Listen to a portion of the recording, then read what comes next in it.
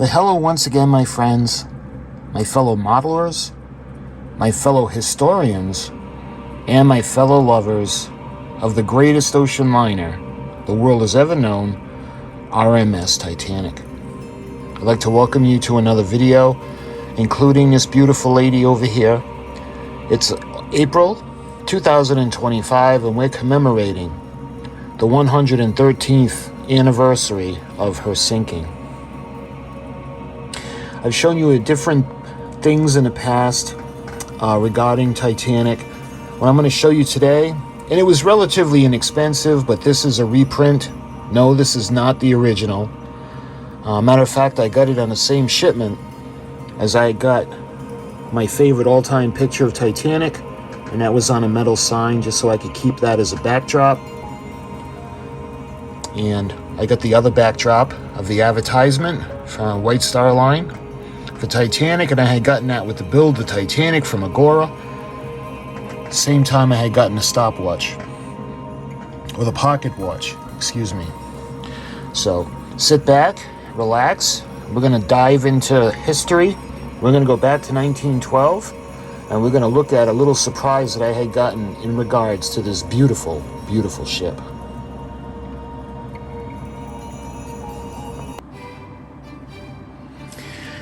Okay, so I haven't opened it yet.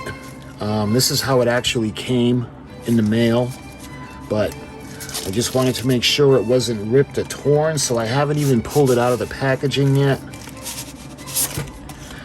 So let's pull it out of the packaging, and I'm excited to show this to you. All right, so we have a little bit of tape that's holding it in a roll.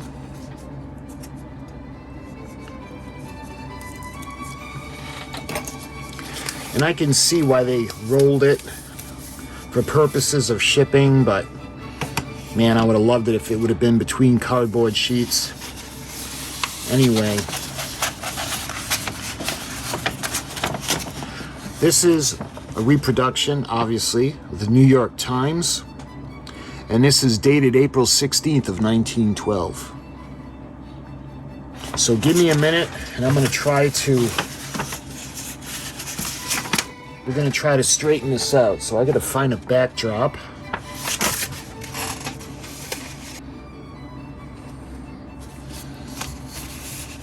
All right.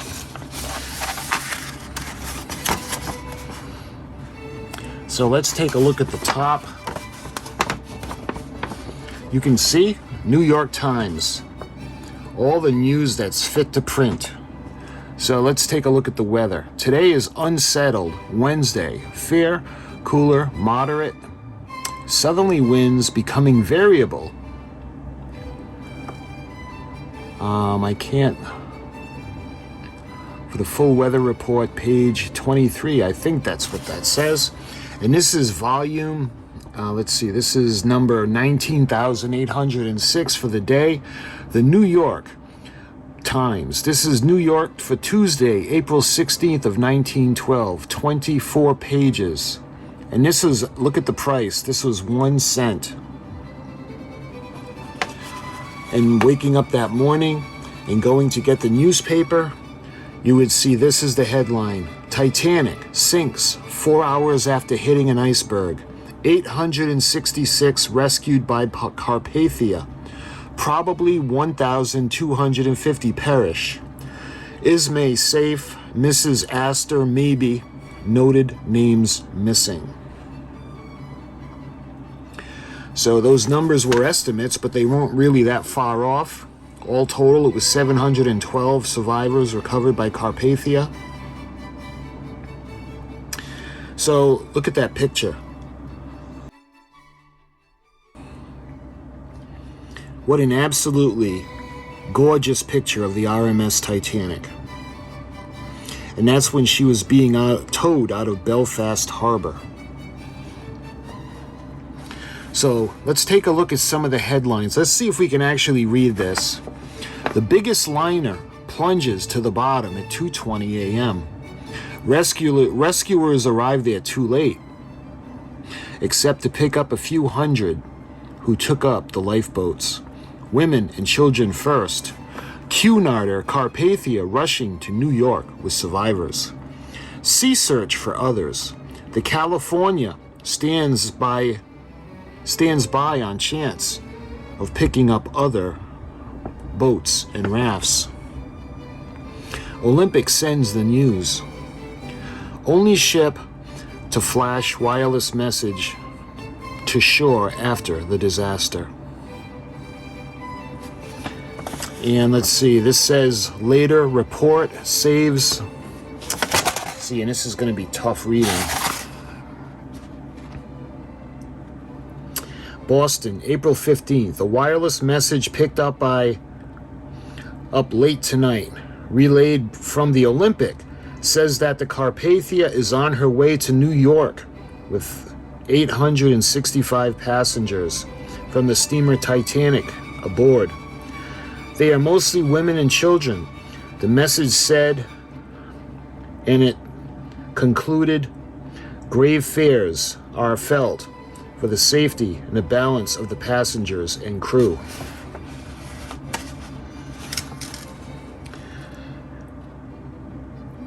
So the other side now, Colonel Astor and bride.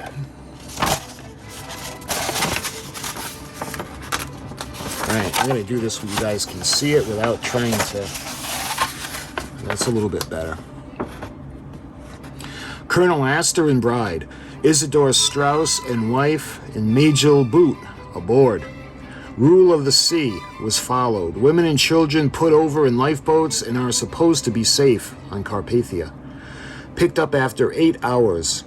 Vincent Astor calls at White Star office for news of his father and leaves weeping. Franklin, hopeful all day. Manager of the line insisted Titanic was unsinkable even after she had gone down. And the head of the line aboard, J. Bruce Ismay, making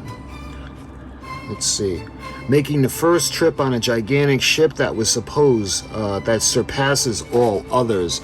Excuse me, it's really hard to read this. So, looking at the bottom now, I'm going to try to read this to you. Hopefully I can read it.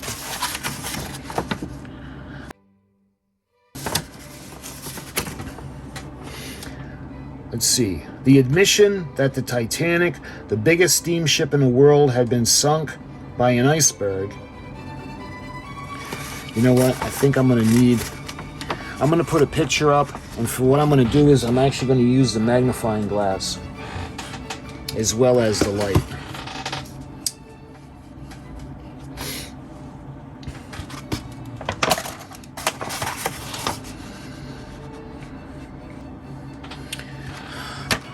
Let's try this now.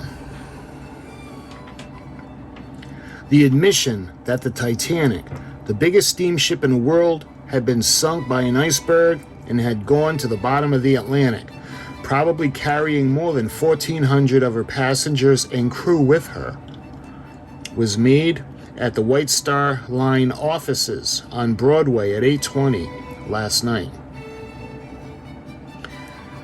PAS Frankie, Vice President of and General Manager of the International Mercantile Marine, ordered that probably all those passengers were picked up by the Cunard liner Carpathia had been saved. Advice received early this morning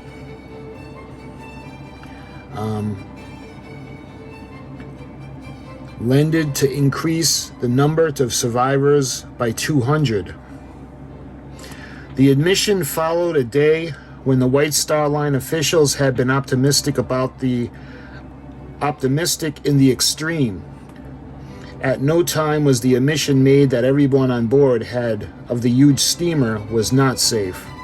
The ship itself was considerably asserted was unsinkable,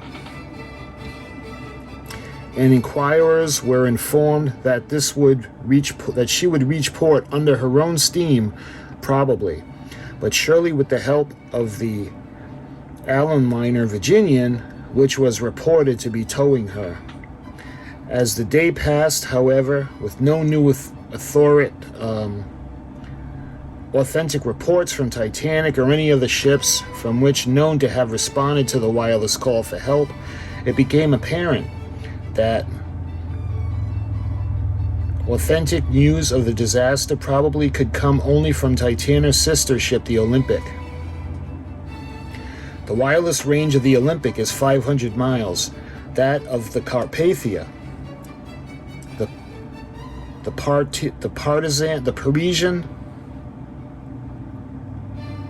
Parisian, and the Virginian is much less, and that they neared the position of Titanic, they drew further and further out of shore range. From the Titanic's position at the time of the disaster, it is doubtful in any of the ships except the Olympic could be established communication with them. Titanic sank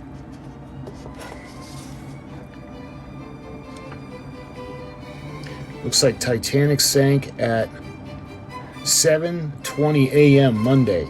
The White Star office, the hope was held out all day that the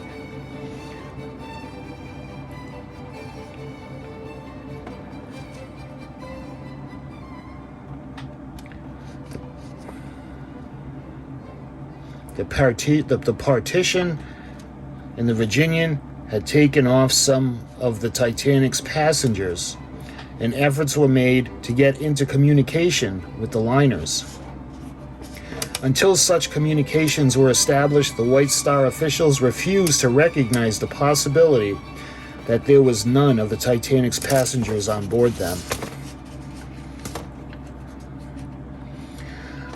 By the nightfall came the message from Captain Haddock of the Olympic to Cape Race, Newfoundland, telling of the floundering of the Titanic and of the rescue of 655 of her passengers by the Cunarder Carpathia, which the wireless message said reached position of Titanic at daybreak. All they found there, however, were lifeboats and wreckage. The biggest ship in the world had sunk at 2:20 yesterday morning.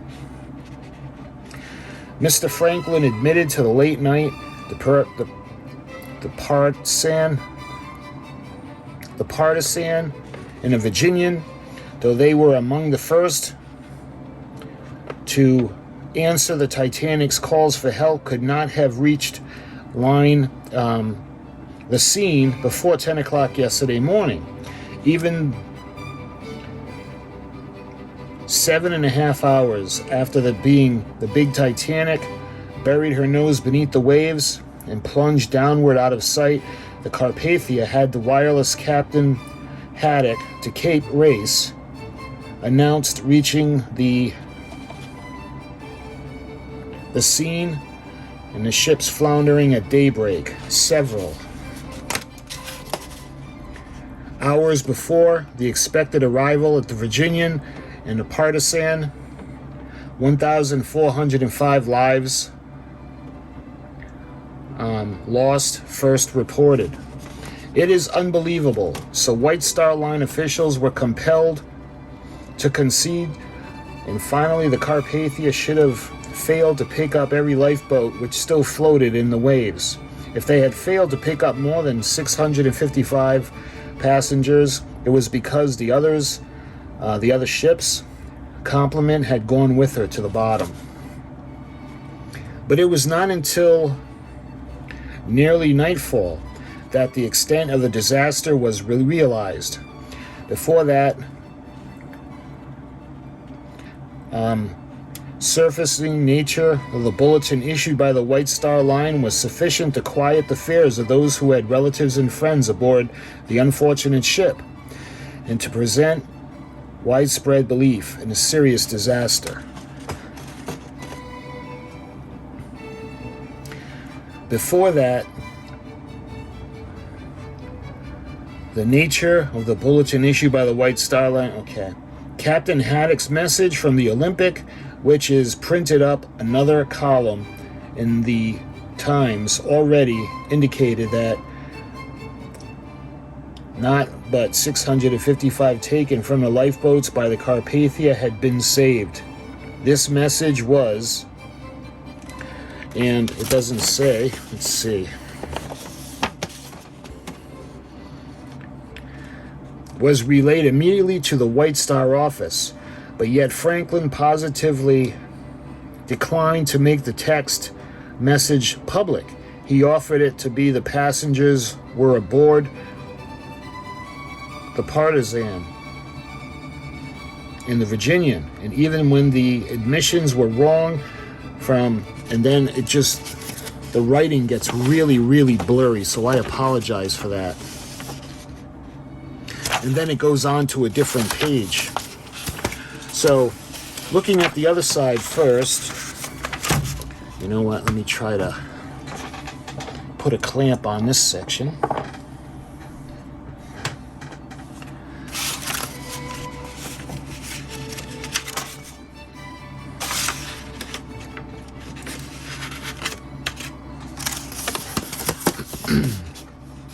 So looking at this side now, this is from Cape Race, Newfoundland, April 15th.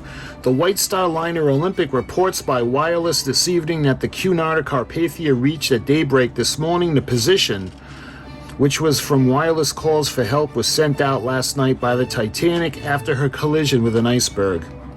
The Carpathia found only the lifeboats and a wreckage of what had been the biggest steamship afloat. The Titanic had floundered at about 2:20 a.m. in latitude 41:16 north and longitude 50:14 west. This is about 30 minutes of latitude, or about 34 miles due south of the position which she had struck the iceberg. All her boats are accounted for, and about 655 souls have been saved of the crew and passengers, most of the latter presumably women and children, and they were about 2,100 persons aboard the Titanic. The Leland liner, California, is remaining and searching for the position of the disaster, while Carpathia is returning to New York with the survivors.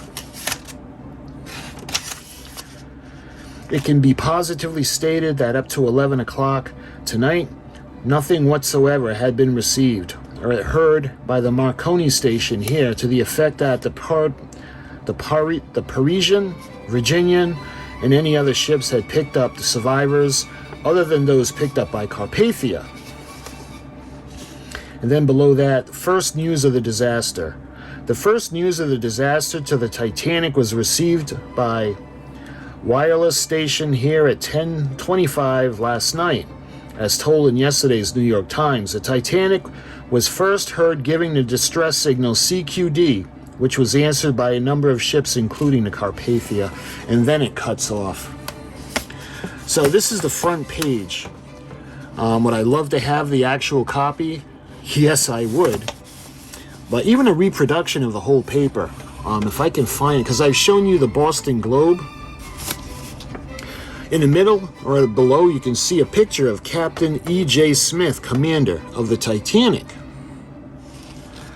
And then, when you look to the side, the partial list of the saved includes Bruce Ismay, Mrs. Widener, Mrs. H.B. Harris, and the incomplete name suggesting Mrs. Astor's.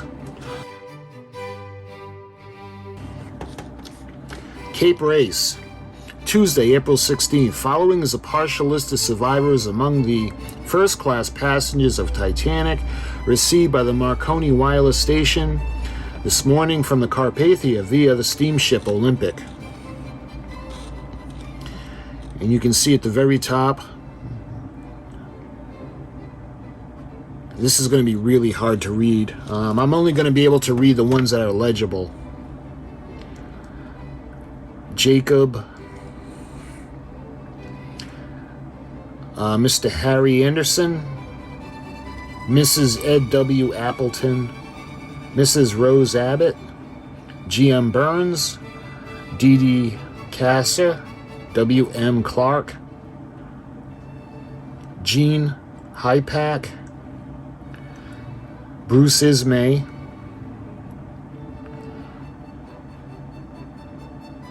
and there are a lot of names, but I'm not able to read most of them. They're not legible. because of the print. I mean, I understand they can't make it a razor sharp complete copy of the newspaper because it's not even in scale. This is a little bit smaller than what the newspaper would have been. But you can imagine that they don't want this showing up on eBay for $1,000. But this is a reproduction of the New York Times dated April 16th of 1912 as information starts to filter in after the Titanic had hit the iceberg. So my friends, I just wanted to share this with you. I showed you the Boston Globe a while ago. If I can find, obviously it's going to be a copy. If I could find the entire paper, that might be really something very interesting to look into. But my friends, until then, this is April, and we're commemorating Titanic's 113th anniversary of her sinking. So my friends, until my next video, I thank you so much for watching, and I'll talk to you guys soon.